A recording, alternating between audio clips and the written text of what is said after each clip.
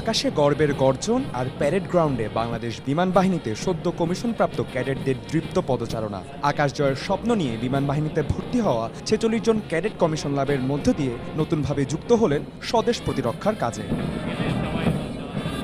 অনুষ্ঠানের শুরুতেই মুক্তিযুদ্ধ এবং বৈষম্য বিরোধী আন্দোলনের শহীদদের প্রতি শ্রদ্ধা জানিয়ে প্রধান অতিথি হিসেবে কুচকাওয়াজ পরিদর্শন করেন নৌবাহিনীর প্রধান অ্যাডমিরাল এম নাজমুল হাসান। তিন বাহিনীর পরিধি আগের তুলনায় বৃদ্ধি পেয়েছে জানিয়ে তিনি বলেন, নতুন ফাইটার বিমান যুক্ত হওয়ায় বাড়ছে আকাশ প্রতিরক্ষার সক্ষমতা।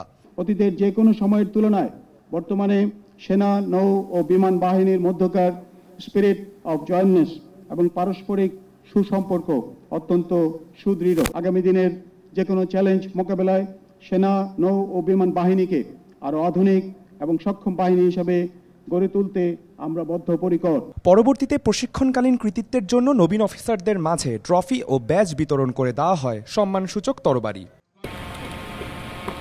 সেরা স্কোয়াড্রন চ্যাম্পিয়ন হওয়ার খেতাব লাভ করে বীর উত্তম একে খন্দকার স্কোয়াড্রন। এ সময় উচ্ছ্বাসিত ক্যাডেটরা দেশ রক্ষায় সর্বাত্মক নিয়োজিত থাকার আশা ব্যক্ত করেন। ছোটবেলা থেকেই উড়ন্ত বিমান দেখে মনের কোণে যে স্বপ্ন আমি বুনেছিলাম তা আজ বাস্তবে রূপান্তরিত হয়েছে। আমার সাথে যারা ছিলেন তারা সবসময় আমাকে উৎসাহ দিয়েছেন, আমাকে সবসময় সাহায্য করেছেন। কুচকাওয়াজ শেষে ফ্লাইং পোস্ট ও অ্যারোব্যাটিক প্রদর্শনীতে প্রকাশ পায় বিমান বাহিনীর কৌশলগত দক্ষতা ও আধুনিকতার পরিচয়।